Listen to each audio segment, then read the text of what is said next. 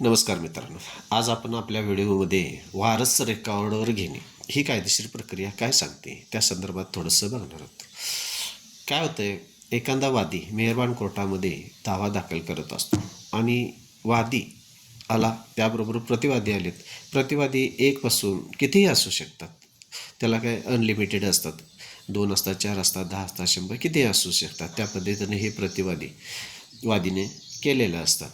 आता समजा आपला जो विषय महत्त्वाचा आहे, समजा प्रतिवादी एखादा त्यामध्ये मयत झाला, तर त्या प्रतिवादीचं पुढं काय? तर जो कोण प्रतिवादी मयत झाला त्याचे रेकॉर्डवर वारस घेणे हे गरजेचं असते. आता हे वारस रेकॉर्ड घेण्याची प्रोसिजर दिवाणी प्रक्रिया संहिता ऑर्डर 22 रूल 3 व 4 प्रमाणे प्रोसिजर पूर्ण करावी लागत असते. आता ही प्रोसिजर काय आहे?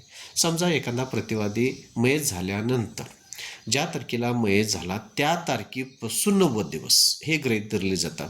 त्या 90 दिवसामध्ये जे काही प्रतिवादीचा वकील असेल त्याने सदर प्रतिवादीचे वारस किंवा वादीचा वकील असेल त्याने प्रतिवादीचे वारस हे रेकॉर्डवर घेणे गरजेचे आहे.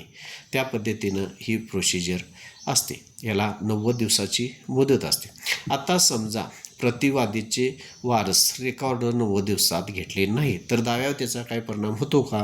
तर निश्चित हा दाव्यावर त्याचा परिणाम होत असतो. कारण मेहरबान कोर्टाकडे किंवा तशी कायदेशीर दिवाणी संहिता प्रोसिजरमध्ये तशी तरतूद आहे. सदरचा दावा मेहरबान कोर्ट रद्दसुद्धा करू शकते. थँक्यू मित्रांनो.